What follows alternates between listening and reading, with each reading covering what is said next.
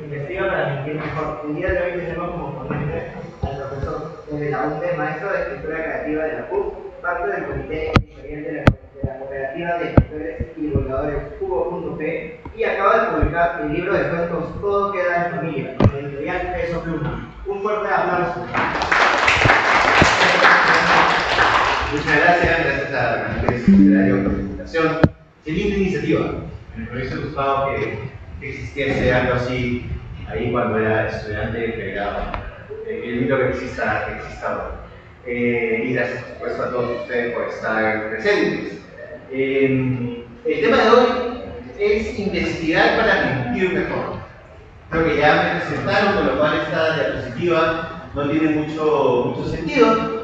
Pero sí igual quería comentarles algo que explique un poco el enfoque de la clase de hoy.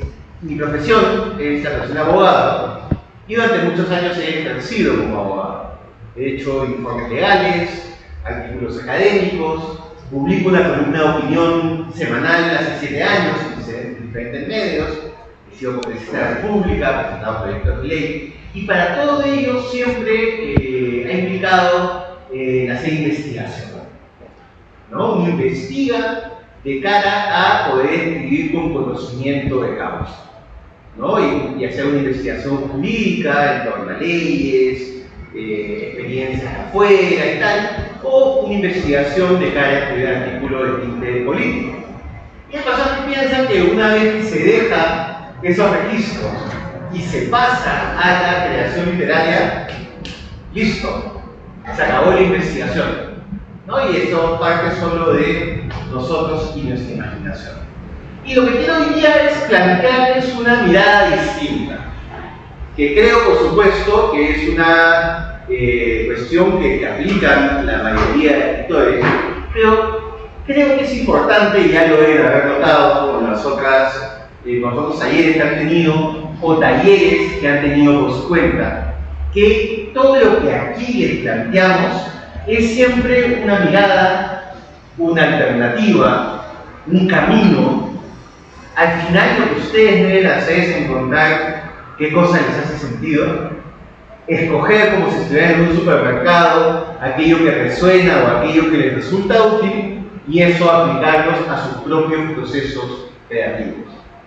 Entonces, si algo de lo que hoy día funciona, aunque sea una cosita de lo que hoy día expongan y funciona, me quedo contento con ello. Y si no, por lo menos es otra oportunidad para reflexionar sobre este tema apasionante que nos convoca, que es la escritura creativa.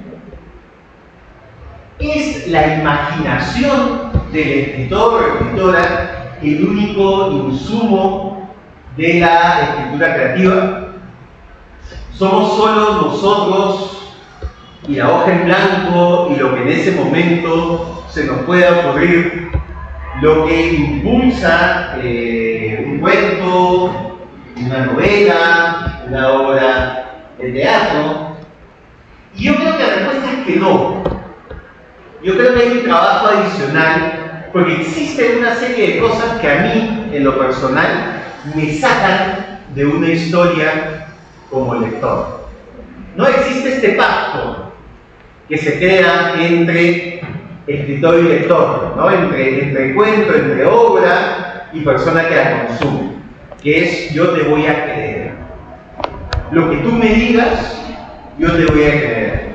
Si empiezo a leer y resulta que eres un dinosaurio morado que viaja por el espacio, yo te voy a dar el beneficio de la duda y leeré estas páginas asumiendo que eso efectivamente existe y lo imaginaré. Pero hay cosas que a mí me sacan, y creo que a todos nosotros nos sacan, ¿no? Un diálogo que no suena real. No voy a poner ejemplos concretos, porque no quiero pelearme con ningún escritor o escritora, pero voy a poner ejemplos hipotéticos y estoy seguro que cada uno de ustedes va a pensar en un ejemplo, ¿no? Por ejemplo, un diálogo que no suena real. Un hijo de 7 años está paseando por el parque con su mamá y le dice: mamá, estoy atribulado por una serie de preocupaciones que tengo respecto a lo que será mi futuro como ciudadano en un país cuya democracia cada día se destruye más. ¿Qué? Un niño de 7 años, ¿no? Con todo manchado de helado de vainilla que acaba de comerse, va a tener un diálogo así con su madre, imposible, ¿verdad? Y muchas veces se le asigna en los diálogos a los niños, a los adolescentes, un lenguaje que dicen, oye, este es el escritor hablando a sus 35 años, no es un niño de 7 años. Una profesión u oficio mal construido, ¿no? Por ejemplo, estás leyendo sobre un fiscal cuyo debe perseguir el delito, ¿no? Tiene que asegurarse que los criminales paguen.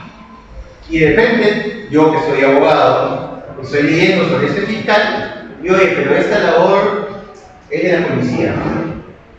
Oye, no, un fiscal no hace eso, eso corresponde a un juez. Y claro, eso a nivel técnico, a veces es como, oye, un albañil. Oye, pero eso que está haciendo no es lo que hace un albañil, ¿no? O es mucho más complejo. Son pequeñas cosas que tú dices, oye, estoy empezando a no creer. O estás empezando a hacer que no me involucre en este mundo porque siento que no es del todo verosímil. Un detalle temporal que no cuadra, ¿no? Estás en una historia en el atentado de Tarata, el año 92. Y de repente el chico recibe un mensaje en su beeper anunciándole que acaba de ocurrir el atentado. Bueno, 92 beeper, nadie usaba beeper en el año 92. Ya no es un beeper para empezar. Esa maquinita que todavía usan los médicos donde reciben como mensajes de texto enviados por teléfono, ¿ya? O imaginémonos, ¿no? Estamos en el año 99, en el año 2000, marcha los 4 suyos, ¿no? Protesta contra Fujimori y recibí en mi WhatsApp un mensaje diciendo cuidado, la policía está reprimiendo. WhatsApp del año 2000, afortunadamente, no existía en esa época. Entonces son datos que tú dices, oye, le estoy poniendo ejemplos groseros, ¿no? Ejemplos muy burdos, pero cada uno piense aquello que alguna vez ha leído y dicho, aquí tal vez faltó afinarse un poco más el mundo que está construyendo el escritor. Y claro, si tú le haces notar esto a alguno de esos escritores, tal vez se ponga a la defensiva, porque no sé si lo han notado, pero los escritores tal vez podemos tener un poco de ego involucrado, sobre todo cuando se habla de nuestra obra. Entonces pueden decir, no, pero esta es mi imaginación. Yo he imaginado un Perú en el año 2000 donde existía WhatsApp, ¿no? O te pueden decir, oye, las licencias literarias. Esa es una licencia literaria. Y claro, evidentemente en una ficción puede pasar lo que tú quieras que pase. Nadie cuestiona a Tarantino cuando en la película de Bastardos sin Gloria, ¿la han visto o es un spoiler horrible? No todos la han visto ya, no voy a meter el spoiler, pero pasa algo que evidentemente va en contra de lo que es la historia real, ¿no? En esta escena maravillosa en el teatro, en el cine, hacia el final de la obra, pasa algo que pues, si tú sacas un libro de historia y dices, oye, tal vez la Segunda Guerra Mundial terminó de una manera distinta a la que Tarantino me está planteando. Es una licencia literaria, nadie te dice que en una obra de ficción todo tiene que ser absolutamente fidedigno con la realidad. Sí, pero si te tomas una licencia literaria, que sea en función a servir a la historia. Y no sea un, ups, no lo pensé lo suficiente y se me pasó algo. Entonces, si efectivamente quieres que en el 2000 haya WhatsApp, o si quieres que en el 92 haya Beeper, que tenga un sustento creativo que sostenga tu decisión y que evite que el lector lo que diga es esta obra está mal construida. La ficción no es verdad, eso lo dejo clarísimo, pero tiene que ser verosímil. Porque si no, vamos a perder la atención, el respeto o el interés, pero aún Peor que perder el respeto es perder el interés del lector con lo que le estás planteando. Acá hay una frase de Vargas Llosa. Rafael dijo que si no incluí una cita de Vargas Llosa no me volvió a invitar, así que aquí está Rafael. Pero me pareció una frase pertinente, ¿no? De su ensayo La verdad de las mentiras. Desde el título del ensayo es bastante sugerente para lo que estamos haciendo hoy día, ¿no? La verdad de las mentiras habla de la verosimilitud de la ficción, ¿no? ¿Y qué es lo que dice? Los engaños de la literatura, no hay ningún engaño. No debería haberlo, por lo menos, salvo para los ingenuos que creen que la literatura debe ser objetivamente fiel a la vida y tan dependiente de la realidad como la historia. Evidentemente no es historia, es ficción. No hay engaño, porque cuando abrimos un libro de ficción, acomodamos nuestro ánimo para asistir a una representación en la que sabemos muy bien que nuestras lágrimas o nuestros bostezos dependerán exclusivamente de la buena o mala brujería del narrador para hacernos vivir como verdades o mentiras, y no de su capacidad para reproducir fidedignamente lo vivido. Es un pacto maravilloso, ¿no? Probablemente comparable a cuando decidimos creer en un político, ¿no? Estamos aceptando que nos engañen. Y en este caso, lo que tenemos que asegurar como escritores es mantener la atención y mantener este pacto. Insisto, si van a ser unicornios rosados intergalácticos, que el texto me permita creer que, ya estoy efectivamente montando un maldito unicornio rosado por el espacio. Y que no diga soy. Esto que me planteó como regla para que el unicornio vuele ha desaparecido en la página 5 y está volando de una manera que en teoría no podía volar. Aterrizando lo que ha dicho Vargas Llosa en su propia obra. Esto es de un libro hermoso para quienes quieran escribir, que es el de Conversaciones en Princeton, porque además van viendo libro por, no todos los libros, pero sí parte importante por los libros más emblemáticos de Vargas Llosa, y él cuenta cómo se crearon, las decisiones que tomó como escritor. Este libro lo recomiendo muchísimo. Hice una investigación bastante detallada. Cuando dice bastante detallada es con la obsesión que solo alguien como Vargas Llosa tenía. Varios viajes a la República Dominicana, trabajo de archivo, de biblioteca, leyó todos los libros que escribió sobre la dictadura de Trujillo, que es el dictador en el cual, y el periodo de tiempo en el cual se basa este libro. Y dice, con la idea de escribir no una historia verídica, sino una novela. Es decir, una trama con un material histórico de base, pero donde la imaginación y la fantasía pudieran jugar un papel protagonista. Hay lectores que piensan que la novela está llena de exageraciones, que la realidad no pudo llegar a ser tan brutal. Pero aunque parezca mentira, la realidad fue mucho peor que lo que cuento en la novela. Hay episodios que no pude contar porque no eran verosímiles. Son eventos que sí ocurrieron, pero que pasados a una novela resultarían inaceptables para un lector. Porque el lector se defiende y no tolera una realidad excesivamente monstruosa. Su mecanismo de defensa impide creer y rechaza una historia si lo ofende demasiado. Así que tuve que eliminar muchas anécdotas porque su crudeza era inaceptable.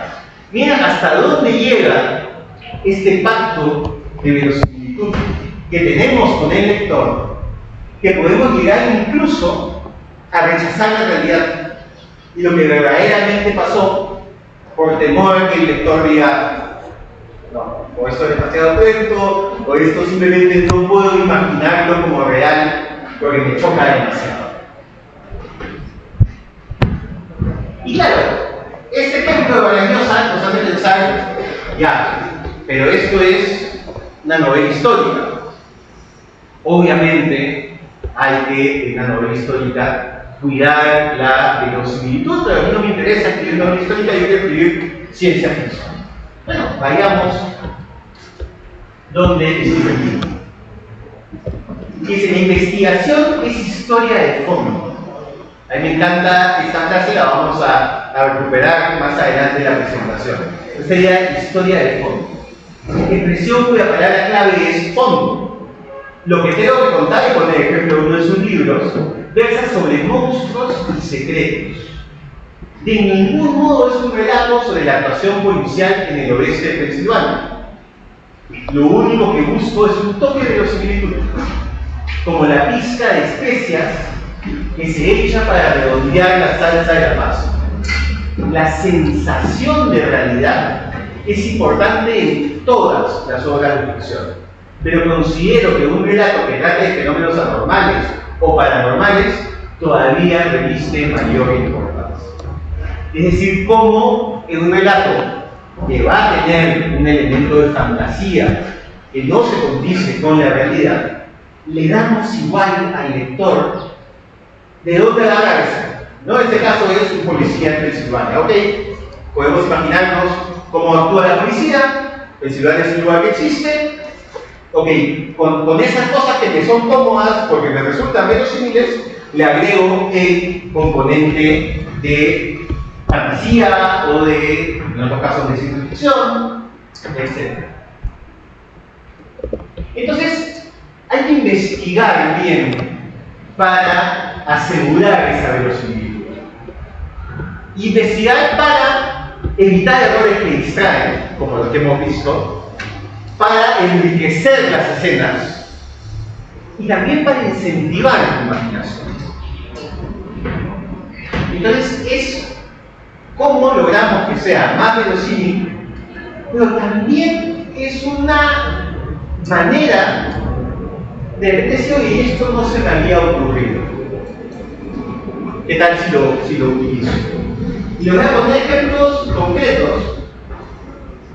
Ustedes disculparán, los escritores cuando cumplimos 40 años nos volvemos muy autorreferenciales. ¿Ya? Entonces les he traído ejemplos de mi libro de cuentos. Voy a hablar de dos cuentos de mi libro. Apolo 13 and Infernal Home. Apolo 13, voz de un niño. El narrador es un niño, ¿no? Yo quería una voz narradora infantil, porque es poco usual. Normalmente la infancia se narra desde el futuro, y yo recuerdo mi pasado, y bueno, fui a la playa y tal, o buscamos un narrador tercero, de tercera persona, ¿no? Omnisciente o testigo que narra la infancia de ellos. Yo quería ser más arriesgado y decidí, quiero generar la voz de un niño. Y en An Infernal Home es una historia de cómo una discoteca, además una discoteca real, una discoteca que existe, de Downtown, vale todo, ayuda a un adolescente a aceptarse como homosexual y encontrar su espacio en el mundo y un círculo social y tal. Entonces, claro, en Apolo 13, para garantizar la verosimilitud, tuve que tomar una serie de decisiones. Uno es que el relato ocurriría en Lima a mediados de los 90. ¿Por qué? Porque yo era niño en esa época. Y me era más fácil saber de dónde agarrarme en mi investigación para asegurar que la voz sea verosímil. Como tengo hijos, mis sobrinos ya crecieron, me preocupaba mucho tratar de crear un niño actual y de repente que termine con frases o palabras que no corresponden a un niño actual. Entonces, en el relato hay algunas decisiones de lenguaje, como decir, dibuja maldito, las feas son trancasas de hacer, pero ya sé que salen bien. Y a ver, nunca me acuerdo del nombre pajola, que usábamos esas palabras en los 90. Creo que tienen que ser maldito. Maldito es chévere en los 90. Dibuja maldito dibuja muy bien. Sí. Era una época muy confusa para todos.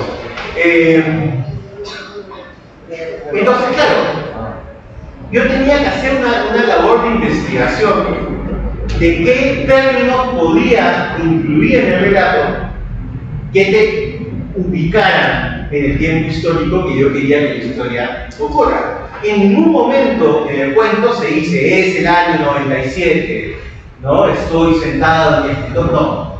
Me interesaba que simplemente hubiera una serie de pistas que te permitiesen saber dónde estabas. Hablo de Blockbuster, no sé si escucharon hablar de Blockbuster. Cuenta la leyenda que allá por los 90 era una tienda donde uno podía alquilar VHS y DVD de películas. Antes de que Internet fuese lo suficientemente rápido como para descargarlas informalmente. ¿No? Hay referencias al Rey León. El niño de Apolo 13 está obsesionado con los astronautas. Obsesionado. Entonces yo empecé a investigar sobre qué referentes podía encontrar en los 90 respecto a astronautas. Buzz Lightyear era uno de ellos, la primera película de Toy Story. Y dije, no, ¿qué más encuentro? Y de repente, en mi investigación sobre ese periodo de tiempo, encuentro la película Apolo 13. Apolo 13 es una misión a la cual le va todo mal y no llegan a cumplir su objetivo de llegar a la Luna. Y fue a raíz de la investigación. Miren, el cuento se llama Apolo 13. Y oye, me gusta esta alegoría porque las cosas en la vida de ese niño no están yendo bien y no van a terminar bien. Me gusta esta alegoría de en esta película las cosas tampoco salen bien. Entonces, en esta investigación que partió simplemente del hecho de, oye, quiero ser verosímil en mis preferencias para cumplir con esto de aquí, terminó incentivando mi imaginación en algo que termina siendo una piedra angular de la historia.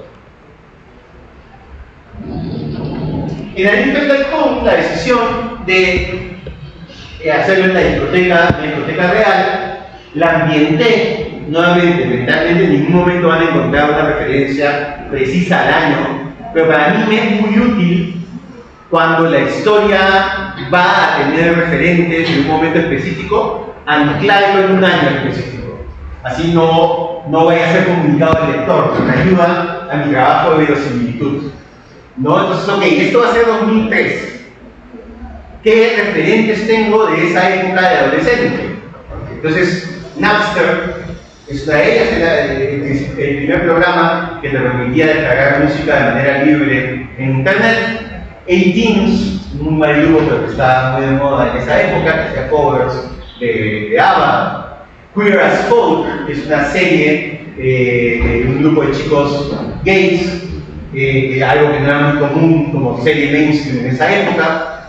Y continué con mi investigación interesada sobre todo, y eso fue parte de un curso de investigación en la maestría de escritura creativa, en el espacio físico de la discoteca. ¿Cómo era la discoteca Downtown en esa época? Hoy día Downtown tiene 5 o 6 zonas, es un monstruo de 2 pisos. En esa época no lo era. Y yo lo que quería, además de la verosimilitud, es cómo utilizo los recursos de esa época. Por ejemplo, el pasaje de los pinos no es como el pasaje de los pinos de ahora. Para empezar, no había pinos. Los pinos se siembran alrededor del 2013-2014. ¿Por qué es relevante ese dato, además de un nerd de este tipo de referencias urbanas? Porque hay un momento en el que este chico por primera vez va a ir a la discoteca y tiene que caminar desde el Parque Kennedy hasta la puerta de la discoteca. En una calle, además, él tiene que caminar en contra del tráfico. Por lo cual, camina por una calle que no tiene árboles, con autos que van iluminando su cara conforme camina. Para alguien que está yendo a un sitio prohibido, que tiene el trauma de que su familia lo va a descubrir, el hecho de pasar por una calle donde no tiene dónde esconderse y con autos que están alumbrando directamente, por lo cual si pasa alguien en su familia lo va a ver, fue un recurso narrativo que me fue muy útil para construir esta atmósfera previa a la liberación. Entonces, nuevamente, es como la investigación, en este caso último, urbana, me permitió encontrar algunos elementos que me ayudaron a construir la atmósfera literaria que yo quería construir. Sí. Yo me acuerdo cuando él estaba haciendo ese texto, por eso quisiera que lo cuentes. Porque cuando uno hace investigación, entiendo perfectamente que ustedes digan, ay, lo voy a buscar en internet. Lo entiendo, ¿ya? Pero no es el único lugar al que podemos ir a investigar. ¿A dónde fuiste a investigar todo esto? Bueno, tuve que sacrificarme y varias noches a Downtown. No te voy a Borren entonces mi respuesta. Ah, bueno, claro. Hay una cosa con el edificio. Ya va a dar mi investigación. Hay una cosa con el edificio de Downtown que a mí me llamaba mucho la atención. Porque es un edificio antiguo de los 60s, medio mal hecho. Y terminé, yo había trabajado en la municipalidad de Miraflores hace varios años. El subgerente de catastro, que maneja toda la información de planos y cosas de los edificios, el día mío le dije, quiero ver un plano catastral de Downtown. Ese día dije, a través estoy investigando demasiado, pero lo interesante es que no lo usé en el cuento, los datos de catastro, pero sí usaba una novela que he terminado de escribir hace poco y que está ahí todavía esperando, sale el sueño de los justos, esperando su momento. Entonces, claro, nuevamente, investigas para ver similitud, para enriquecer escenas, para que no sea, por ejemplo, solo Juan salió del hostal en Lince sin su billetera, luego de haber sido robado por una pepera, y caminó hasta su casa porque no tenía cómo tomar una combi. Si vas e investigas el lugar donde tú imaginas que a Juan le pasó esto, de repente, por ejemplo, puedes notar que es una calle llena de cables, ¿no? Una típica escena limeña donde miras al cielo y ni siquiera puedes ver el cielo panza de burro porque tienes una serie de cables que impiden ver el cielo pleno. Entonces, claro, estás investigando para ver si efectivamente en la zona que tu cabeza se imagina hay un hostal y las características que quieres poner en tu cuento y dices, oye, qué buena idea esta de los cables, ¿no? Y de repente caminas por ahí y descubres que hay varios locales que tienen un montón de música a todo volumen para atraer clientes a joyerías o a cualquier local. Y dices, oye, ¿y qué pasa si mientras caminas por ahí escuchas la canción que escuchó la noche anterior cuando conoció a la mujer?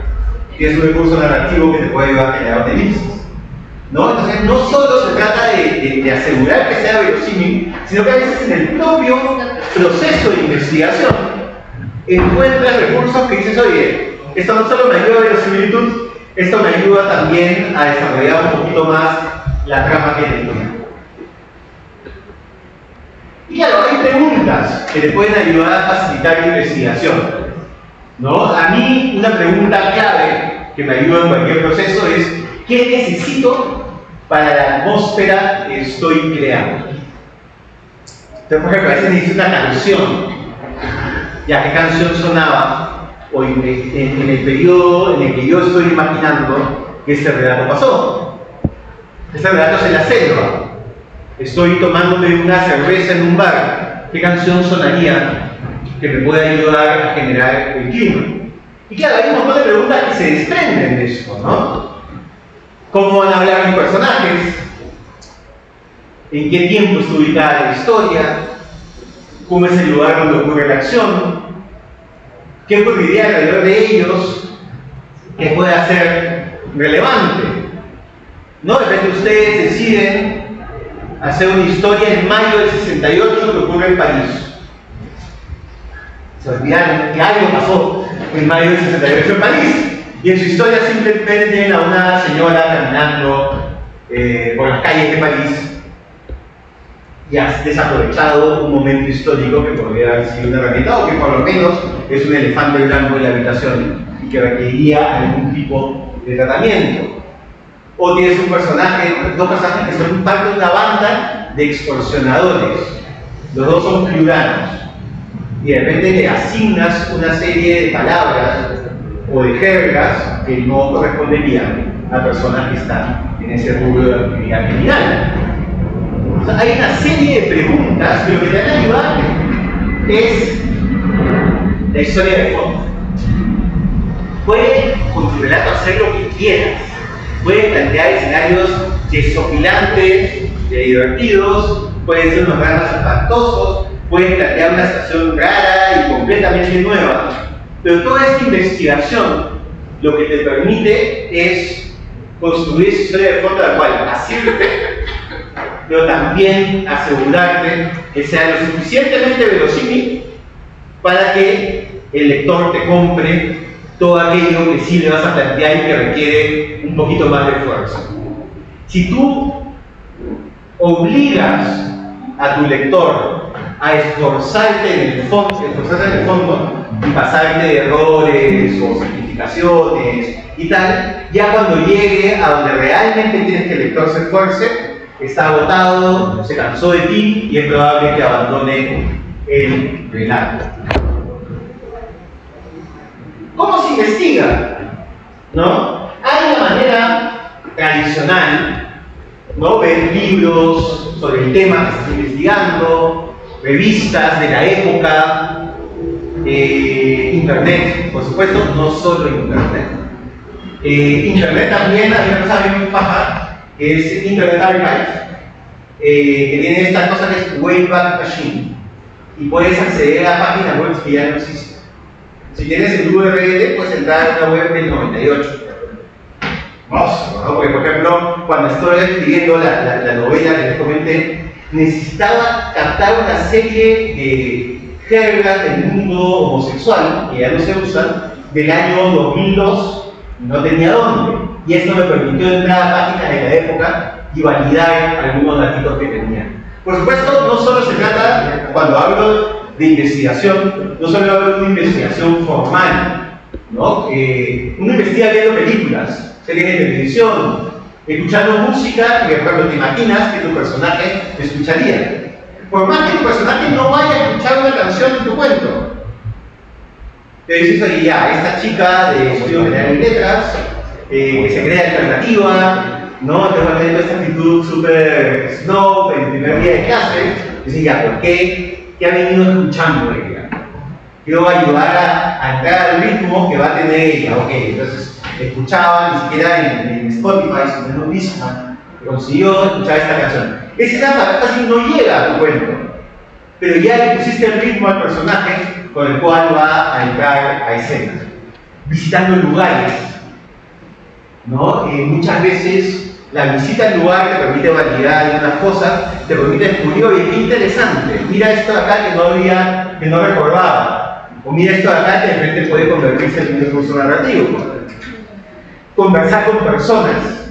Una cosa que a mí más me gusta en mis relatos es tratar de reconstruir, muchos relatos son muy orales, y me gusta captar muy bien no solo determinadas palabras, sino también ritmos y maneras de construir oraciones. Tengo un cuento, por ejemplo, que es Zapafa, que es básicamente una señora pituca, muy pituca, que llama a su prima, claro, que llama a la esposa de su, no, llama a la hermana de su esposo a quejarse por algo que está pasando en el colegio. Y es una llamada de teléfono donde es a modo de monólogo. Y a mí me interesaba mucho que no pareciera una caricatura. Que no parecía que me estuviese copiando la China Tudela, que era un personaje que hacía Rafa León, que era caricatura, ¿no? Quiero que realmente tú lo leas y sin necesidad de explicarte, esta es una señora pituca que va a llamar a su... Tú inmediatamente sepas, yo a esta señora la conozco. ¿No? Entonces, yo, por diferentes experiencias de vida, tenía esa voz muy presente, pero si no lo hubiese tenido presente, no sé, me hubiera ido a la San Antonio de Angamos con Tudela y Varela de Miraflores y me hubiera sentado ahí una tarde a tomarme un café y a escuchar las mesas de alrededor. Eso es investigación. Sí, ¿no? Pero camuflado en una cosa bonita que es investigación literaria. La próxima vez que me llamen chismosos, se digan, no chismes, investigación literaria. Conversando con personas, viendo cómo reaccionan, cómo construyen las oraciones y, como decía, escuchando conversaciones. Vamos a hacer un ejercicio, ¿ya? Para ver qué se les ocurre. Les he planteado 3 ideas de cuentos. ¿Ya? Son premisas, ¿no? La primera, un artista molesta con el mundo, decide dejar la pintura y armar una banda de extorsionadores en Cieneguilla. La segunda idea, durante la pandemia, un escritor se obsesiona con las hormigas y decide convertir su departamento en un gran hormiguero. Y la tercera, un peruano migra a Francia para ser economista, pero luego de varias decepciones amorosas, abandona los estudios y pone un carrito anticuchero en un barrio de inmigrantes. Entonces, lo que quiero que hagamos ahora, cada uno, por su cuenta, es escojan el cuento que más le llama la atención y le vamos a dedicar, iba a decir 10 minutos, pero 13 para que sean las 12 en punto. 13 minutos a pensar qué y cómo investigaría para ayudar a combustecer el relato y poder escribirlo. En su puesto, por ejemplo, si escogen el segundo caso, ¿qué puedo hacer que me ayude a desarrollar esta idea de este hombre obsesionado con las hormigas que va a convertir su departamento en un hormiguero?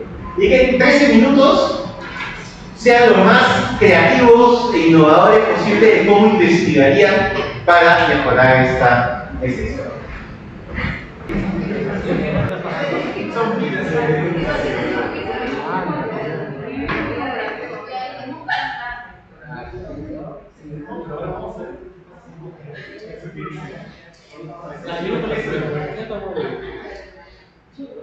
Bueno, para mí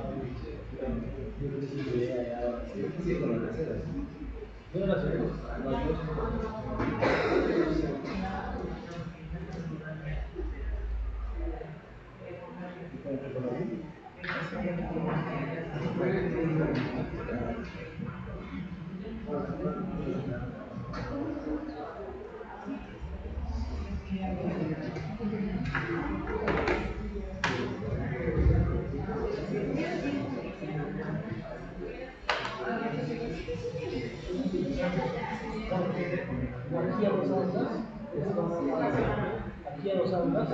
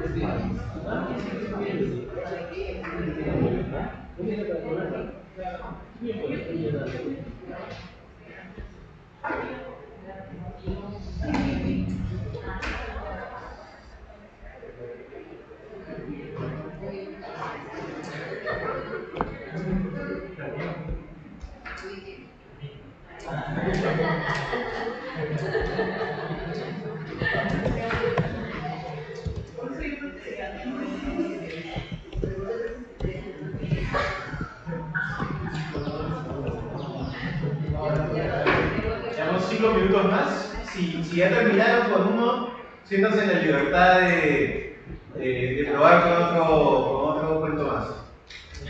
Con otra idea.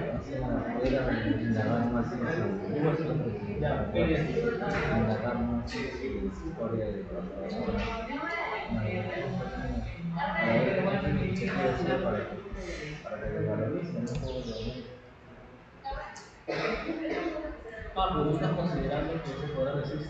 Ah, no estás considerando que ese programa existe. Porque no son ideas de todo el mundo. Claro, no me acaban de decir que no sé. Habría un programa casado Francis. No, está migrado.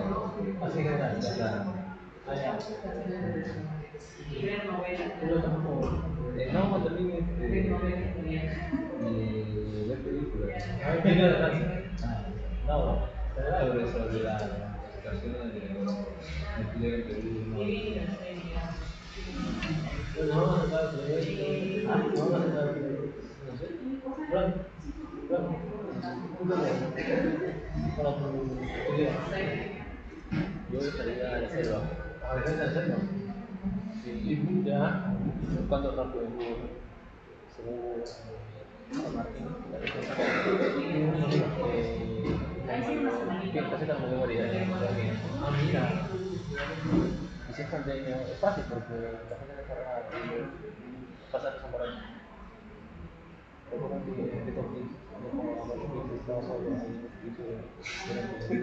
pero bueno, no sé. Yo me caí a veces se fue por Navidad. No lo sigo tanto ahorita, yo tampoco, pero aguanta, eso no me acuerdo, ¿te acuerdas que especialmente los viajes estaban gratísimos, no eran ni los talleres? Llegó un día y me dijo, ese es el mejor momento para mí, no hay que hacer un día, ¿cómo es para mí? ¿Qué pasó? Ahorita si vas a ver un culo. Claro.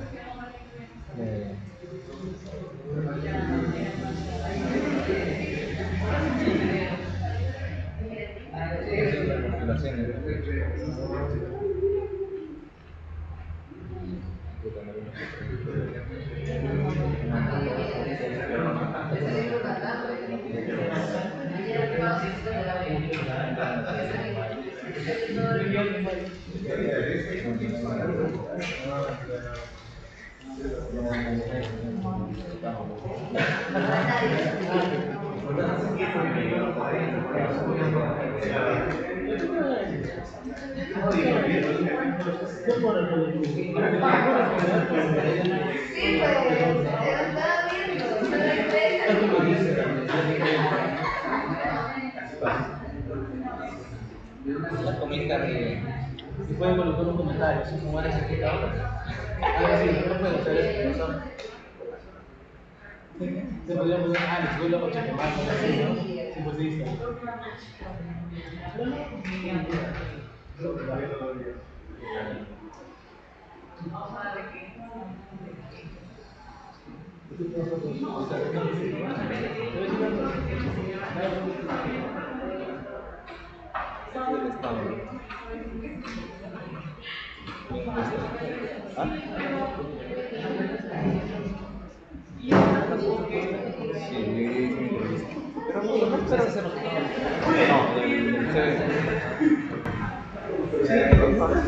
Vamos con la primera idea del cuento, si te parece. Un artista molesta con el mundo, decide dejar la pintura y armar una banda de extorsionadores en serie. ¿Qué investigarían acá? ¿Qué les podría ayudar con los sí? Yo creo que me encantaría ir a tomar clases de pintura Ya. y yo misma frustrarme. Bien, bien. Conversar también con estudiantes de pintura, ¿no? Si ustedes tienen amigos en la facultad de artes, o sea, algunos de ustedes son de artes, bueno, el proceso es particularmente, el proceso de evaluación es particularmente duro. O sea, es usual ver a estudiantes llorando después de la evaluación final por cómo han sido tratados por los profesores. No te acuerdo, pero si conversas con alguien y sale ese recuerdo, tal vez dices, oye, qué interesante recurso. Cuando ella vea a uno de los extorsionados llorar, va a recordarse a ella frente a sus estudiantes, frente a sus profesores, llorando. ¿No? Y le va a irritar y le va a dar un cachetadón a la persona siendo extorsionada. ¿No? ¿De dónde sacaste ese recurso? Estuviste conversando con estudiantes de arte. ¿Qué más? ¿Qué otra idea se nos ocurre de qué podríamos investigar que nos sea útil como fondo en este caso? ¿También? Sí. Bueno, va a tener que ir a hablar con Malandro, ¿no? Para que le digan cómo es esto extorsionado. ¿Cómo va? Va a tener que ir a hablar con Malandro para ver cómo es esto extorsionado. Y digamos, y si uno no quiere poner en peligro su integridad física, por lo pronto tal vez pueda buscar, hay una serie de libros que están saliendo sobre el fenómeno de la extorsión en el Perú, que te permite de alguna manera segura tener un poco más de información de la dinámica, ¿no? Cómo se extorsiona. Se extorsiona solo a grandes empresas, se extorsionan también a pequeños bodegueros. Todos tenemos ya una idea, porque todos vemos noticias o nos cuentan, o conocemos casos de gente que está siendo extorsionada, pero tal vez tener un poco más de información sobre cómo es la dinámica interna de la extorsión te permita darle más verosimilitud a la historia. ¿Qué más?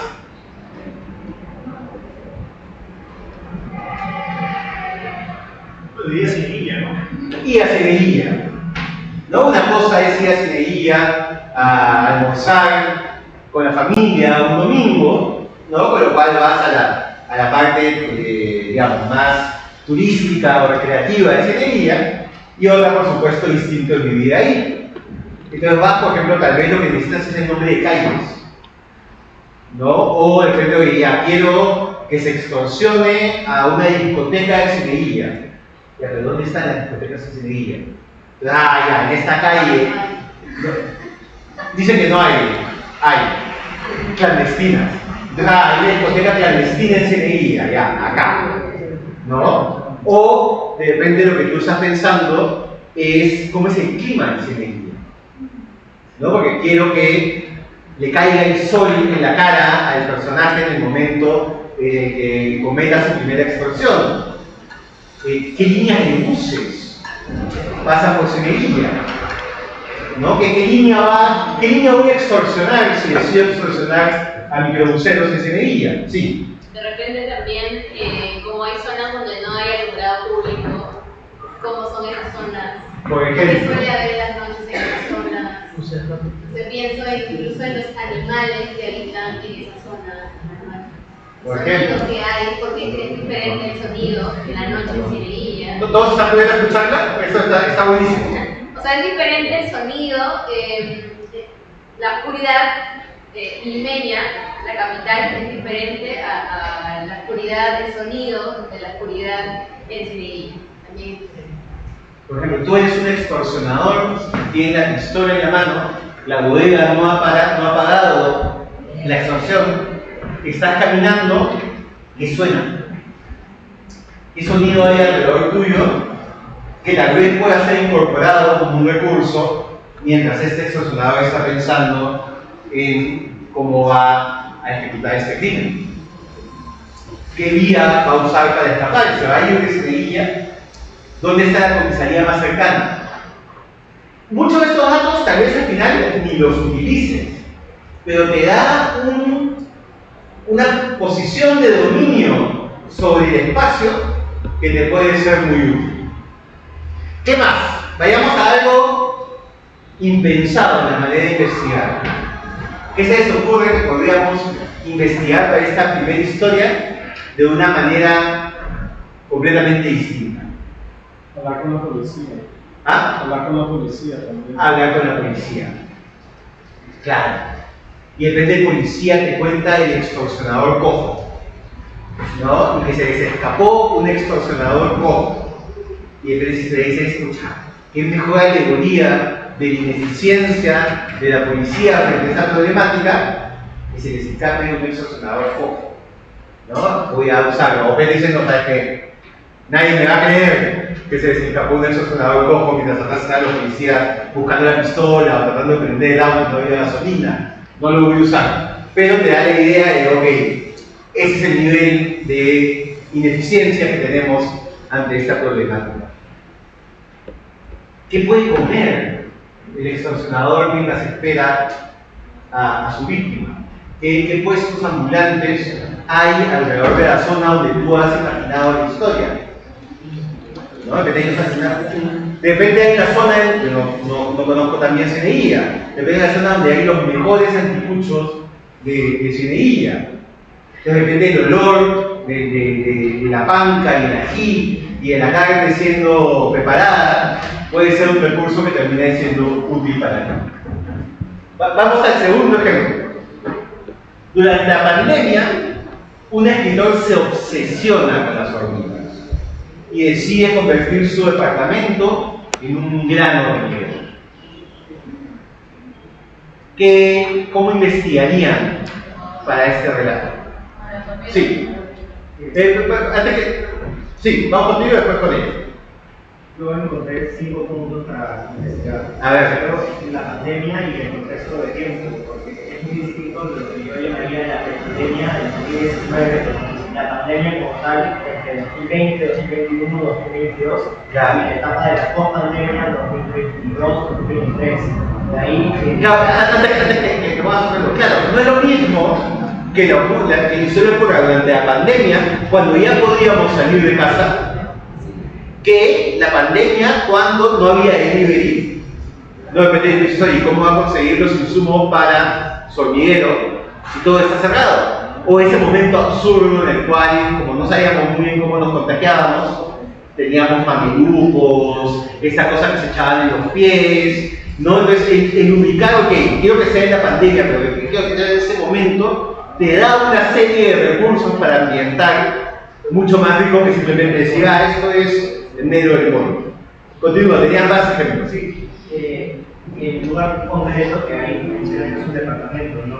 cuál era ese ambiente particular en el cual hay que investigar, de ahí con el director, el conflicto y la relación que puede tener ese conflicto con la obsesión. Quedémonos primero en el departamento. Claro, ¿qué departamento es? Él vive en el malecón de Miraflores, vive en un edificio multifamiliar en la avenida San Felipe, ¿no? En Jesús María, vive en la residencial, porque eso también va a determinar, por ejemplo, cómo es que, y si decides, intervengan los vecinos. Hay una junta de propietarios activa en un edificio de Airbnb, con lo cual puede actuar con total impunidad porque se vació al inicio de la pandemia, ¿no? Es un departamento con mucha bulla, con lo cual va a ser un elemento constante para esa persona. ¿La bulla o no? Es un departamento que queda alejado. Y el tercero que señalaste, el director y el conflicto, ¿cómo eso se relaciona con la obsesión? claro, que tal vez ahí puedes leer libros, que hay varios, que suele pasar, de escritores que se volvieron locos, ¿no? Y escritores que perdieron la razón y empezaron a actuar de manera errática. ¿No? ¿Para qué? Porque tal vez hay una carencia en la manera como se narra, tal vez te gusta que en uno de estos libros la locura del escritor se empieza a proyectar en la manera como está escrito, ¿no? Y pasa de tener oraciones extensas a tener oraciones muy breves, con muchos puntos seguidos, o desaparece el punto seguido y todo es coma. Y dices, voy a usar un recurso parecido. Yo voy a llenar de paréntesis todo el diálogo de este loco. ¿Qué más? Justo ese tema del conflicto de la relación con la obsesión lo marea un punto aparte de la obsesión en concreto. Ello que puede llegar al hombre a obsesionarse con algo. Claro. Y ahí tal vez hay cosas que pasan con las personalidades obsesivas que si uno no tiene una aproximación de la psicología no sabe, ¿no? Me invento. Las personas cuando piensan en su obsesión se suelen rascar el brazo. Pero qué lindo recurso el poder poner a este pata rascándose el brazo mientras camina en su casa enana de 25 metros cuadrados pensando dónde pongo más hormigas, ¿no?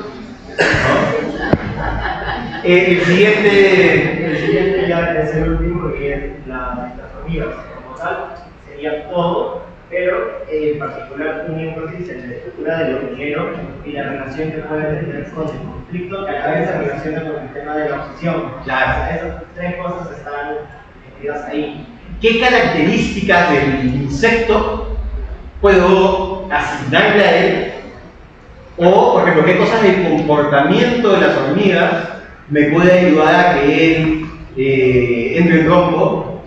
¿No? Que le obsesiona con las hormigas, le gusta la manera como trabajan de manera colectiva, tal vez él sufrió bullying en el colegio, en el trabajo, y detesta la vida en sociedad, entonces les obsesiona que las hormigas puedan trabajar también juntas, y en realidad quiere tener un hormiguero gigante para encontrar el conflicto y decía, esas hormigas son como yo, en el fondo, ¿no? Y esa es parte de la locura que se va apoderando de él.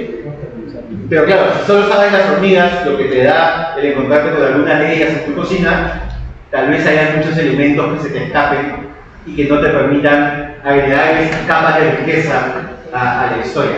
Tú estabas comentando algo también.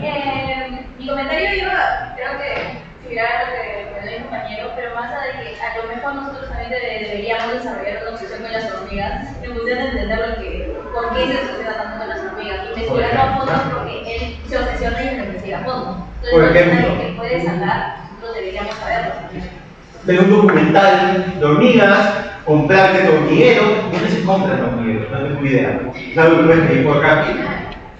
Hay foros en internet donde te dan consejos sobre hormigas. Te puedes meter un rabbit hole en Reddit de guías con teorías de la conspiración sobre hormigas.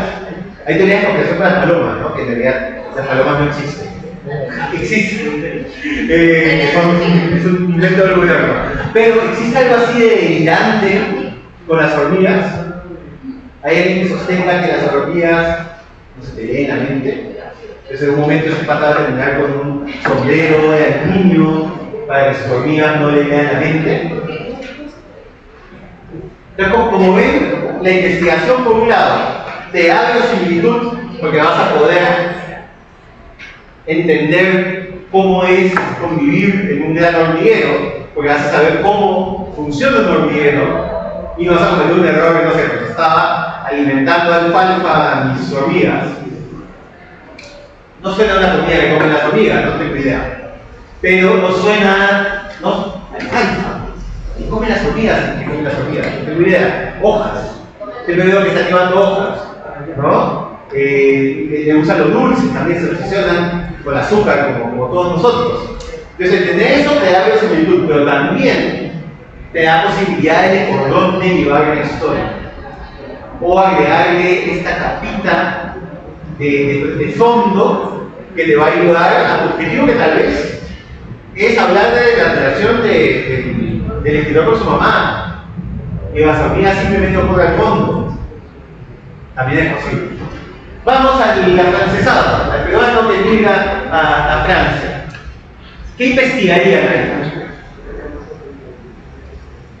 Sí. Depende de que el ángulo que quieras. Si se quiere convertir en emprendedor, por ejemplo, obviamente primero conocer el negocio, ¿no? Cómo funciona a nivel micro, y luego realmente tener que ir a la luchería y ver cómo funciona el negocio a nivel macro, ¿no? Claro. Por ejemplo, puedes comprar corazones de vaca, en Anticucho, corazón de vaca, como siempre es divertido contarle a un turista extranjero de nuevo, que Anticucho, estás comiendo corazón de vaca. La cara es impresionante. ¿Te puedes conseguir corazones de vaca fácilmente en París? ¿O tiene que conseguirse como...? Bueno, eso también ¿Es en París o vive en Estocolmo? Saber qué parte de Francia, ¿no? Porque, y si vas a París, ¿cuál es el barrio de inmigrantes? Por ejemplo, es un barrio de inmigrantes. ¿En qué barrio de inmigrantes me estás planteando? Claro, si tú eres un lector apasionado del boom, dices, voy a poner historia en el barrio latino. Y la pones en el 2025, el barrio latino hoy es la cosa más gentrificada que tiene París, ¿no? Con lo cual estás mandando tu historia a un lado inverosímil y no es una licencia literaria que sientas que vale la pena, no es más un desliz.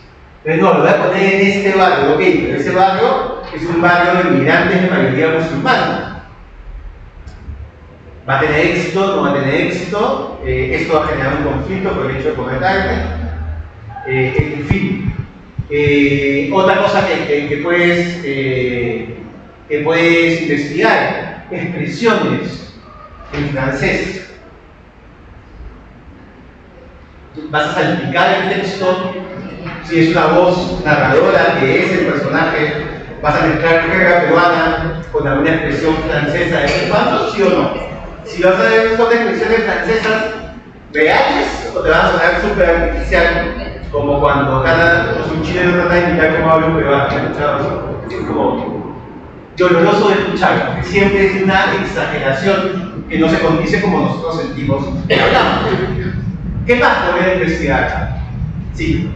Yo estaba pensando en películas que tienen que ver justamente con esto de la naturaleza del amor allá en Francia y cómo viene siendo también, digamos, la articulación, ¿no? de cómo la influencia de su trabajo puede generar, digamos, una dinámica distinta en la relación amorosa, ¿no? Entonces quizás me pongo a pensar, ¿no? En este trabajo que él tenía, como que no le ha traído beneficios o atributos a su relación amorosa y creo que emprendiendo como que puede tener más tiempo o dedicarle más como que pasión, ¿no? Quizás a la relación amorosa, ¿no? Entonces, no sé, creería que ese tipo de naturaleza entre la conexión del trabajo, vínculo amoroso en una película francesa puede ser un gran insumo, ¿no? Total. Hay en muchas películas, además Hollywood está llena de ellas, de París como la capital del amor. Tal vez incluso puedes usar eso como un elemento satírico, ¿no? Y todas esas grandes escenas de las películas se convierten en escenas de su fracaso amoroso, ¿no? Y frente a la Torre Eiffel le roban la billetera, ¿no? Y mientras caminaban por esta calle con el cafecito le dice que está sacando la vuelta con su mejor amigo, ¿no? En fin, pueden salir recursos hasta averiguar cómo huele el barrio donde tú estás poniendo el historia. Entonces es un barrio donde hay mucha venta de especies, hay un mercado de venta de especies. Eso te debería dar una serie de recursos para el olfato y para la descripción de los olores que podría ser útil o no, ¿no? O tal vez decides que va a plantear su emprendimiento con un montón de términos que le quedaron de su paso por su formación de economista y cómo en realidad la teoría se estrella con la práctica y en la práctica la gente es como mucho más coloquial e informal de lo que él había imaginado. En fin, es por un lado pensar en la verosimilitud, pero también él empezar a decir, oye, qué interesante esto, me lo robo y lo uso como recurso en la historia. Sí. Yo creo que ahí agregaría de formación profesional, perdón, pero fuentes académicas.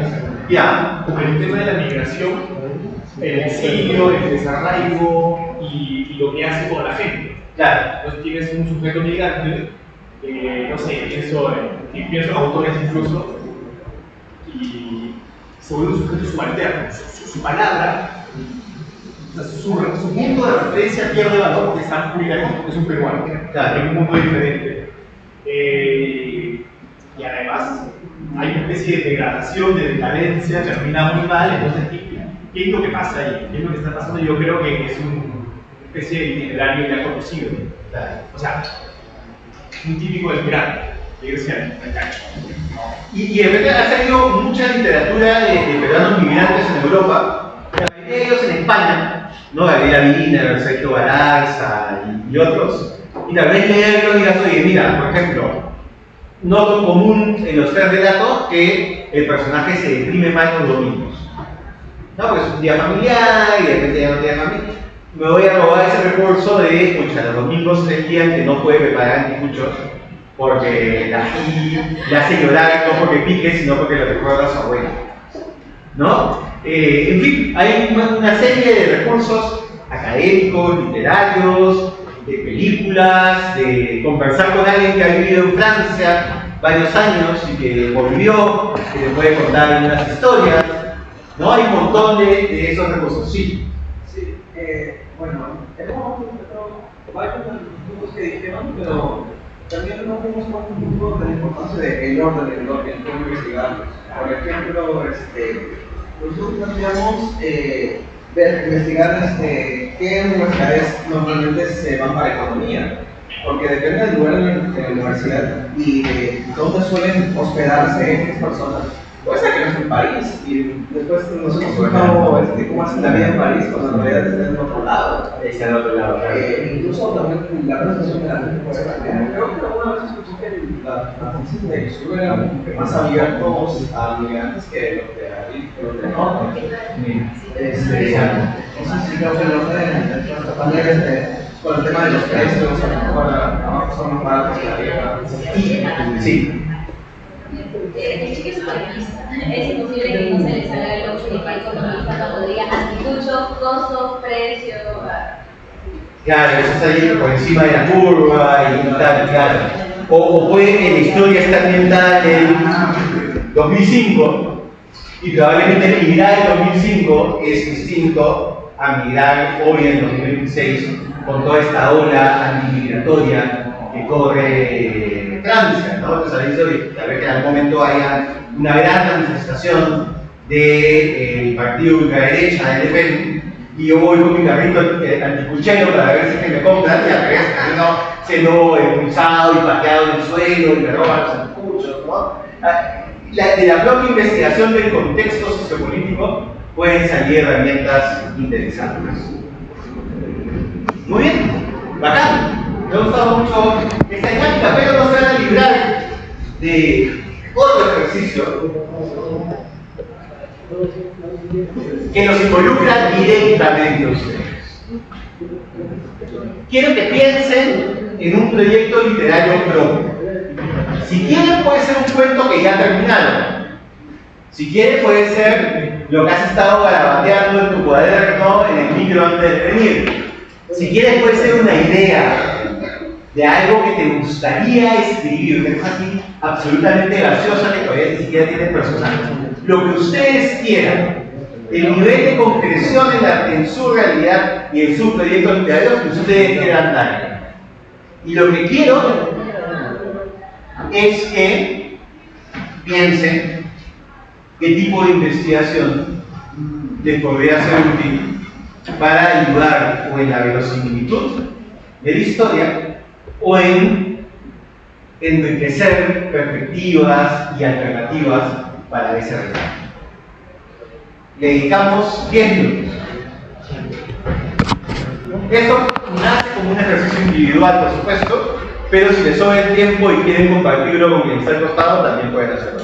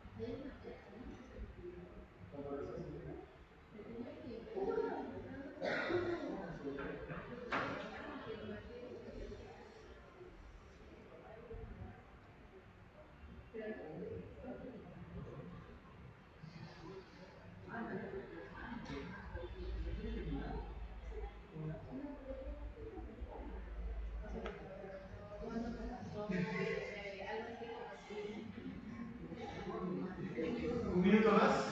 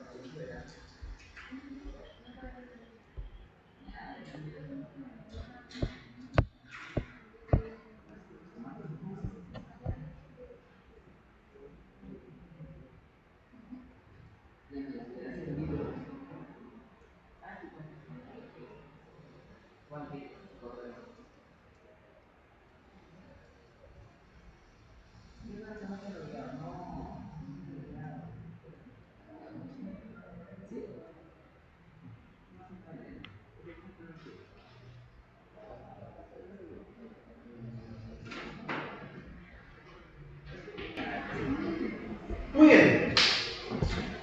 ¿Quién se anima? Nos puede contar, digamos, brevemente el proyecto literario para tener de dónde agarrarnos y ahí vemos el tema de investigación. Vamos a quedar contigo y después contigo. Bueno, yo ya había terminado de escribir este cuento, pero ayer me hace pensar de que pude haberlo hecho mejor. Ajá. O sea, sí usé, bueno, básicamente mi cuento era sobre una chica que estudia medicina, Ya. llamada Julieta, que mal no me recuerdo. Y también me olvido el nombre de todos mis personajes, está bien, no te lo olvides. Y justamente, pues Julieta estaba enamorada de su mejor amigo desde pequeña. Entonces, la historia se desarrolla en que ya es mayor de edad, su amigo le llama para preguntarle justamente cómo cuidar a su bebé porque estaba con gripe. Entonces va a la casa de su amigo. No. Y claro, creo que le abre la puerta a su esposa. Y, Julieta no sea ni ajera, ya. literal. Y claro, en el transcurso del camino se pone a pensar en qué hubiera, o sea, su sentimiento de qué tan mal se siente con ella misma por no ser pareja del chico, ¿no? De su amigo.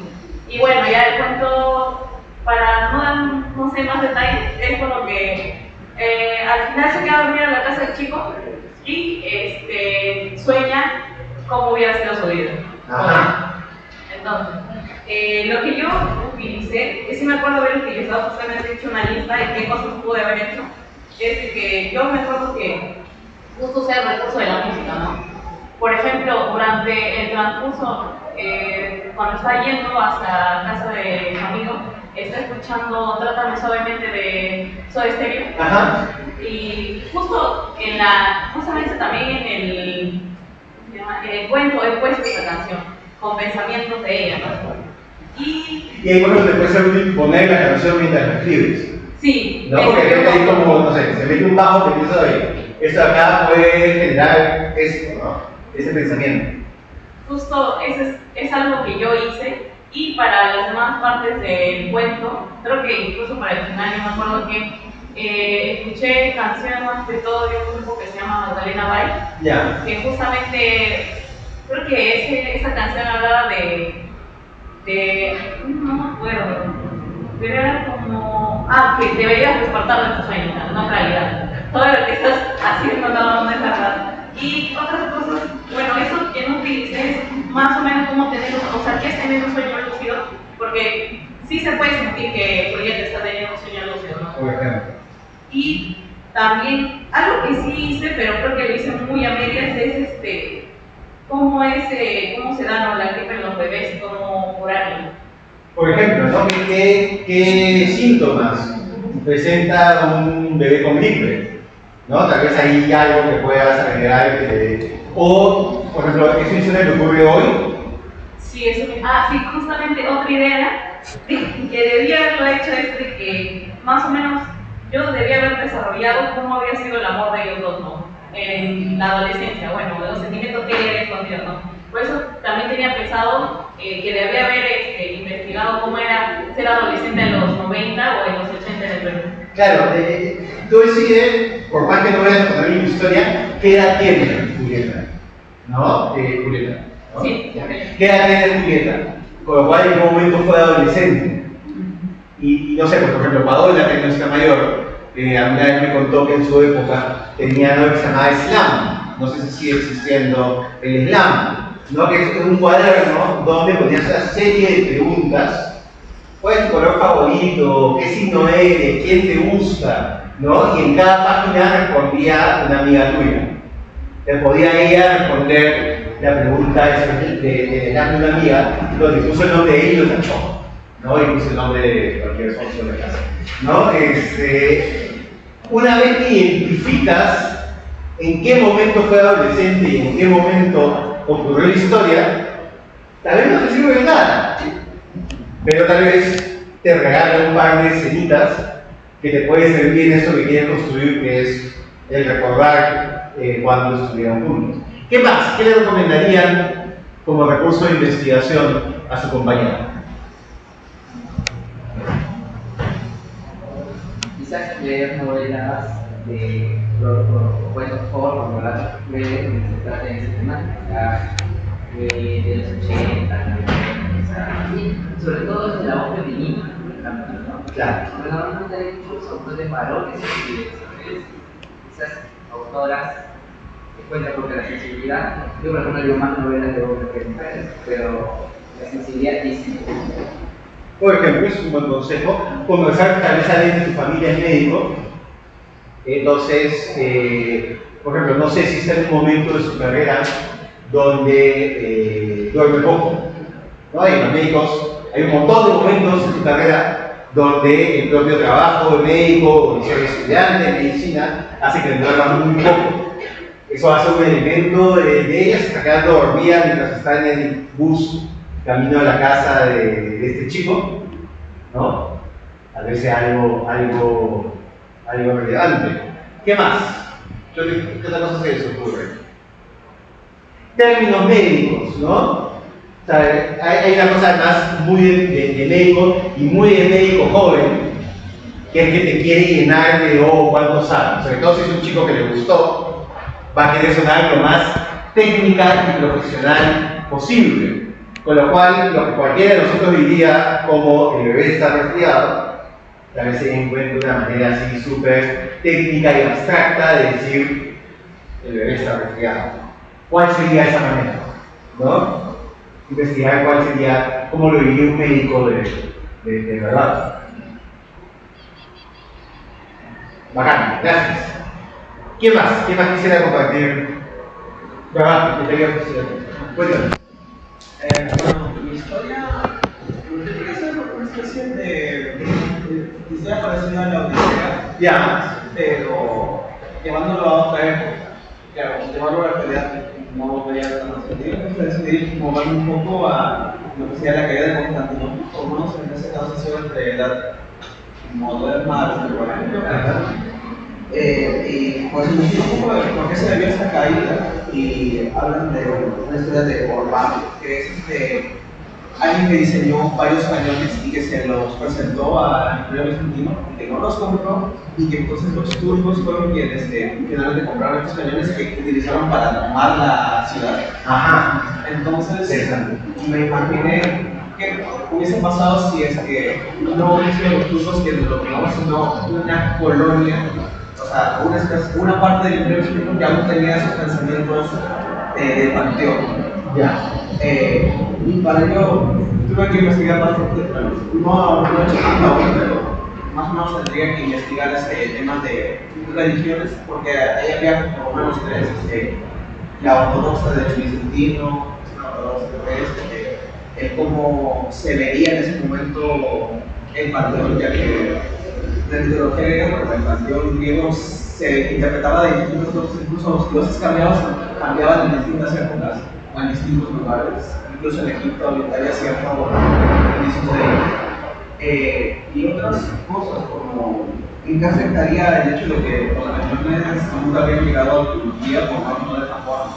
Por ejemplo, ellos estaban cerca de Asia y desde ahí venía la pólvora, pero si se hacía en el mismo continente europeo, entonces podrían cortar la línea de la pólvora y el avance de, por ejemplo, las armas de fuego se hubiese retrasado en ese momento. Ahí entonces tienes varios espacios de investigación, algunos más clásicos que otros, en el sentido de investigación clásica, ¿no? Investigación que se cae de cajón es el tema histórico. No tienes que tener súper claro si quieres hacer algo en la caída de Constantinopla, incluso si no lo vas a respetar, porque decides que te vas a volver medio Tarantino en esto, y al final no cae Constantinopla, al revés, no mata, en fin, lo que tú quieras, pues tienes que tener muy claro los hechos históricos con los que vas a usar. Pues hay una investigación histórica súper importante. Hay también una investigación literaria. Existen novelas sobre la caída de Constantinopla, no tengo idea, me imagino que sí. Entonces leas, te avisan como, oye, mira qué paja este autor, cómo se aprovecha de este hecho histórico y mira lo que hace, incluso para ver qué licencias literarias se toman, ¿no? Y darte como mayor libertad a la hora de empezar, ¿no? Después, ¿todos los cañones suenan iguales? No tengo idea.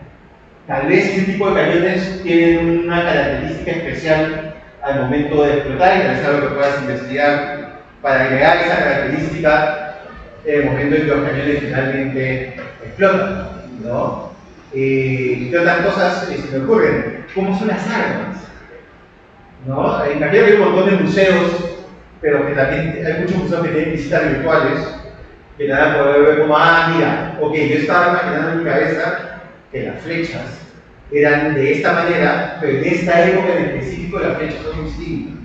Entonces al momento de describirlas dices, ok, no voy a meter la pata de escribir la flecha. Hay una transición entre armas normales, bueno, armas comunes y ya las armas de fuego, que aún no son tan buenas, si están los temas. Por ejemplo, ¿no? Y el que tú puedas describirlas de manera certera te va a dar una libertad de movimiento. O sea, por ejemplo, si hay flechas, estoy soltando, no tengo idea de cómo caen las flechas, ¿no? Hay algo en el trayecto de la flecha que te va a acordar a un ave, o hay un sonido particular que tal vez suena como sonaría una avispa, no sé. Son recursos que, claro, tú vas a aprender que después se pueden convertir en recursos literarios, además de garantizar la verosimilitud. ¿Qué más le recomendarían a su compañero? ¿Cómo son las atardeceres en el sitio donde va a ser tu campo de batalla? Sería algo de están guardados. ¿Sí? ¿Cómo? ¿Suele estar nublado? ¿Suele no estar nublado? ¿De qué color se pone el cielo cuando llueve?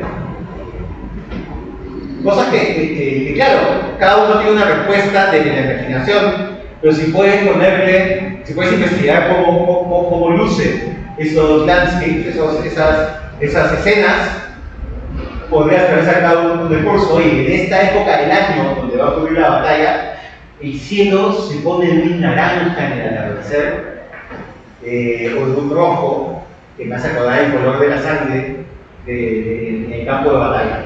O sea, hay un eclipse, o hay un eclipse, imagínate un eclipse en medio de o sea, no es como alucinante. Entonces, hay un montón de recursos que van más allá del hecho histórico, porque lo que tú quieres es que la persona que te lea no solo tenga los hechos históricos, porque para eso se va a un libro de historia, donde además va a estar seguro que no le están mintiendo. Lo que tú quieres y lo bonito de la literatura con base histórica es que tú puedes sentir lo que está pasando, ¿no? Y tú puedes sentir, tienes mucho más recursos de lo que te da un libro de historia de lo que fue estar en la caída de los. ¿Qué más? ¿Qué más quisiera? Sí. Yo lo que tengo en mente es, personalmente también una maestra de escritura creativa, es volcar un poco toda mi experiencia profesional en el mundo de asistencia humanitaria para, por un lado, identificar, por ejemplo, también tengo un poco algo didáctico, sí, algo didáctico para que gente, estudiantes jóvenes puedan interesarse y... ¿En qué consistía tu trabajo, en pocas palabras? Generar toda la asistencia humanitaria, ¿no? ¿En qué escenarios? En escenarios de conflicto o de desastres naturales. Porque de conflicto interno, de guerras externas, de todo. Donde era de gran magnitud y había mucha gente vulnerable, muchos desplazados, muchos refugiados. ¿Y has pensado en que te gustaría que el libro cogiera varios de esos capítulos o centrarte en uno? Claro, entonces la idea es publicar un poco cada capítulo por cada lugar que estuve para el conflicto y ver interesante. qué tipo de... Porque también quiero verlo por el lado personal, que tener la resiliencia, es el libro de la y ver cómo en cada escenario qué tipo de habilidades tenías que trabajar y también ver del lado profesional qué tipo de herramientas utilizar. Claro. Entonces es un poco por ahí. Pero... Y ahí hay un tema interesante, que es que uno de sus principales recursos es su propia memoria. ¿No? Son cosas que tú has vivido, pero la memoria es traicionera. Entonces ahí, por ejemplo, la investigación que vas a poder hacer en tus propias fotos, en tu propio carrete de celular o cámara digital o álbum de fotos, dependiendo de la época, te va a poder decir, oye, ¿verdad?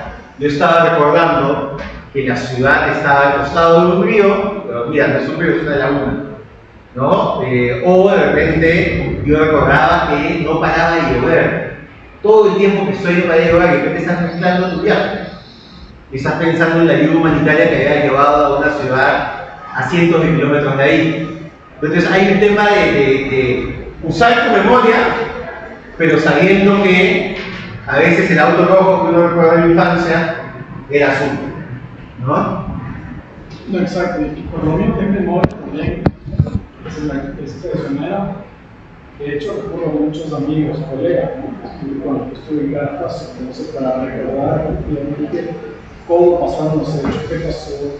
Por ejemplo, ¿no? Esta parte del contexto que me queda. La conversación con tus amigos va a ser fundamental y además con algo que va a ser muy retador para ti, que es que tu oído no debe ser solo el oído de alguien que ha trabajado en contexto de la ayuda humanitaria, sino que tienes que tener oído del escritor. Porque de repente hay una serie de jergas profesionales que se utilizan que para ti va a ser absolutamente natural si sigues con tu oído de ayuda humanitaria. Pero si eres escritor, de repente, no sé, hay una manera en la que se le, estoy inventando de la profunda ignorancia, ¿no? Hay una manera en la que se le llama a las cajas de ayuda que se reparten. Y que es un término que solo ustedes conocen.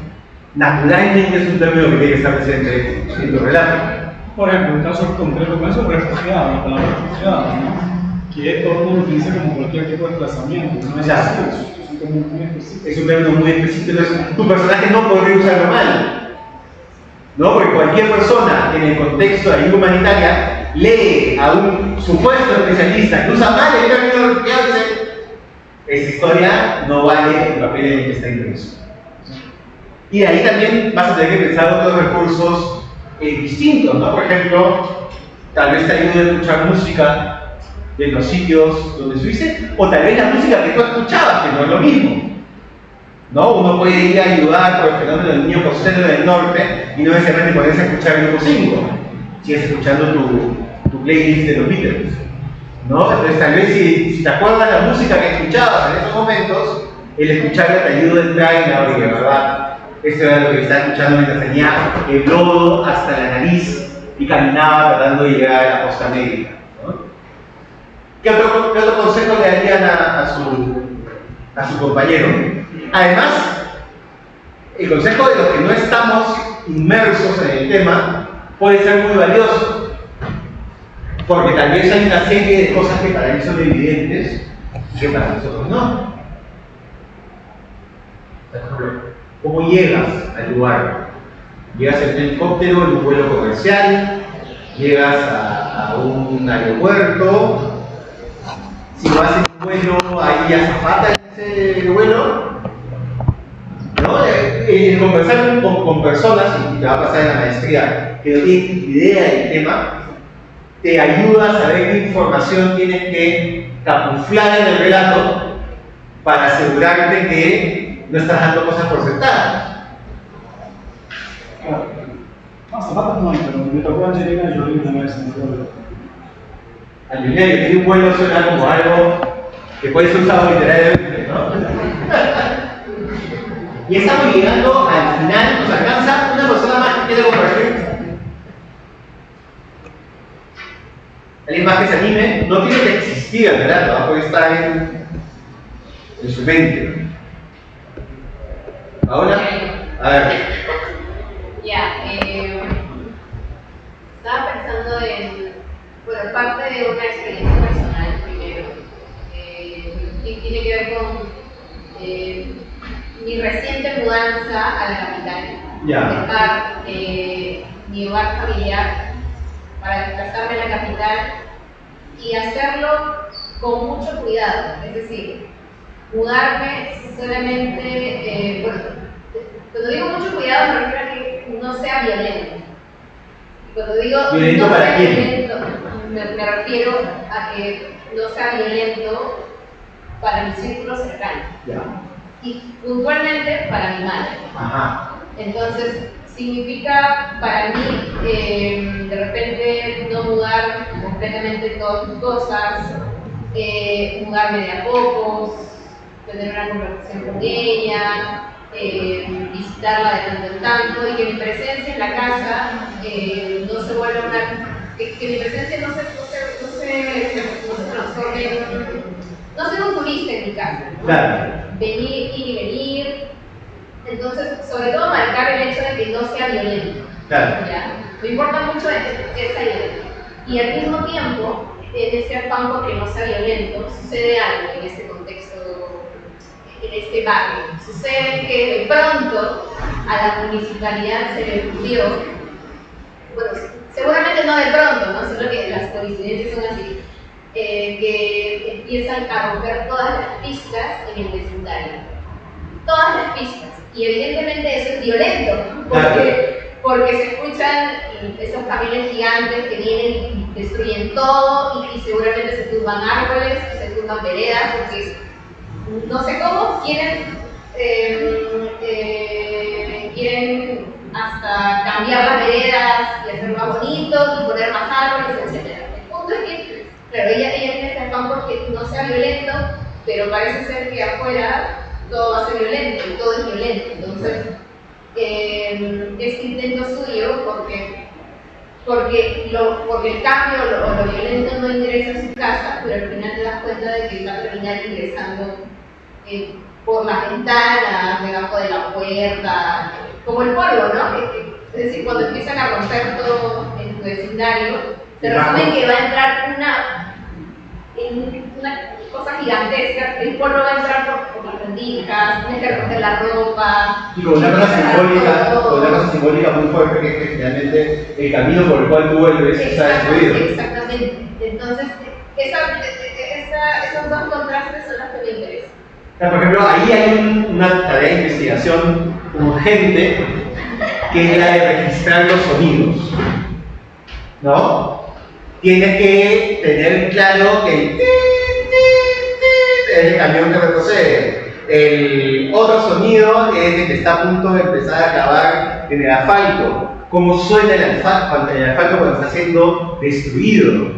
El olor de la brea que se usa en la nueva vereda. O sea, hay un montón de cosas que puedes registrar de la propia experiencia, que además es una ventana de oportunidad, ¿no? Porque esa calle va a terminar de ser arreglada en un momento. Entonces hay como un trabajo de campo, de registro de la experiencia, que a mí me suena súper importante.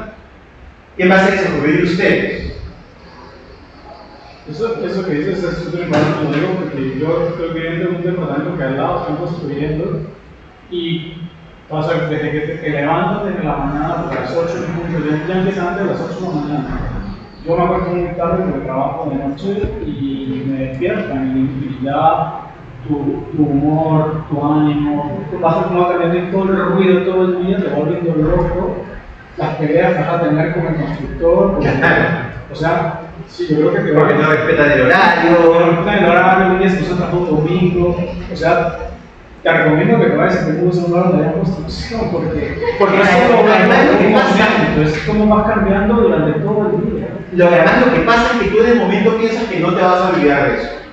Es tan desagradable la experiencia que te dicen, no, ¿sabes qué? Como la pandemia. ¿No? El otro día vi ese mat donde sumergíamos los pies antes de entrar al supermercado, o la persona que te disparaba en la frente para saber tu temperatura y después no hacía nada por más que saliera 45 grados.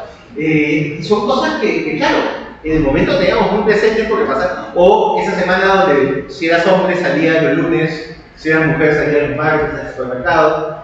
Y son cosas que si uno no registra o investiga y piensa, no, oye, ¿cómo me voy a olvidar de esto si lo estoy viviendo y me está generando este impacto? Nos olvidamos de eso. Entonces, una de las cosas que más urgentes es el registrar todo lo que estás viendo, todo lo que estás escuchando, todo lo que estás sintiendo.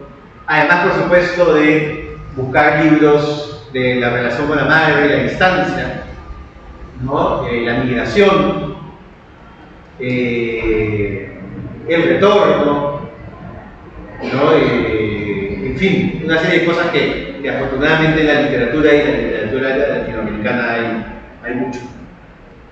Sé que ya estamos llegando a la hora, pero no quiero terminar sin unos consejitos finales. Investiga para mentir mejor, pero no te obsesiones con la investigación. Yo, cuando estaba sentado en la oficina del subgerente de catastro de la municipalidad de Miraflores, con el mouse haciendo clic en los mapas del edificio donde estaba Downtown, yo mismo puse una mano en la otra y dije, es momento de parar. ¿No? Ya para ese momento tenía una línea del tiempo de las ampliaciones de la discoteca que había ido rastreando por internet, fotos había ido, y un momento en el cual no estás escribiendo la memoria institucional de esta discoteca, estás usando de fondo en tu historia, ¿no? Entonces hay un momento en el que la investigación no te puede sacar de lo que realmente estás haciendo, que es contando una historia. Y eso es lo principal en su labor, que no termine siendo un estorbo a lo que quieren hacer. Y recuerda además que hay que esconder la investigación cuando escribas el relato. Que no se vean las posturas del vestido que estás creando, ¿no? Porque además le has dedicado tiempo, le has dedicado energía, le has dedicado ilusión, has encontrado un dato hermoso, escondidísimo en un archivo, en una página web que ya nadie recuerda, o has encontrado una referencia que calza perfecto en tu historia. Y claro, cuando uno está orgulloso de su trabajo, quiere mostrarlo. Y a veces puede exagerar un poco. La primera versión de este cuento del libro de Annie Fairlight Home está llena de datos que a nadie le importaban. Salvo que estuvieras haciendo una historia de la discoteca, y que le quitaba ritmo a la historia. Era este chico que partía del miedo, que aparecía esta persona que la llevaba como si fuese por el túnel, que era su mejor amigo, que también era gay, y que lo lleva a este espacio de liberación. Y en el momento del espacio de liberación, que es el momento donde la historia tiene que agarrar un ritmo mucho más frenético y alegre y rodeado de música y luces, de repente habían 3 líneas sobre cómo el pasadizo de entrada, luego a nadie le importa el pasadizo de entrada y tampoco qué pasó después y cómo era en ese momento y cómo después cambió. Era el yo investigador queriendo empujar al yo narrador para mostrar todo el lindo trabajo que había hecho. Que no les pase eso, no se vayan al otro extremo. Finalmente recuerden esta frase de nuestro amigo Stephen King de la importancia de tratarlo como si fuese el fondo, ¿no? La investigación es historia de fondo para que no les pase lo que les digo. Y finalmente, ya que hemos hablado tanto de él al inicio, quiero terminar con estas declaraciones de Vargas Llosa que creo que sintetizan muy bien lo que he querido decirles el día de hoy, ¿no? Hay que investigar para mentir con conocimiento de causa. Muchas gracias.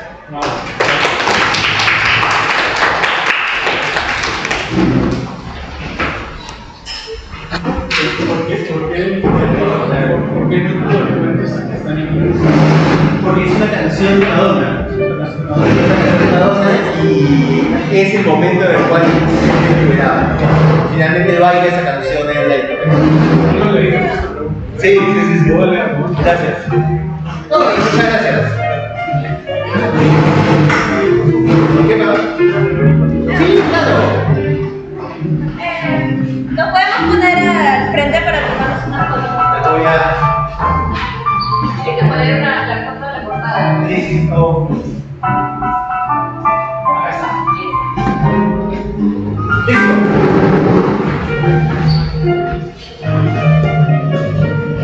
Pero, sí. A todos. Sí, todos.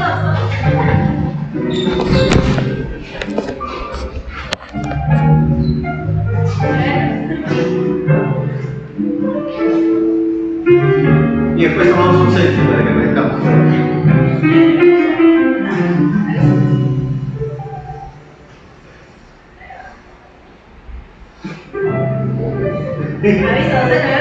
¿Ya? Listo. ¿Una más?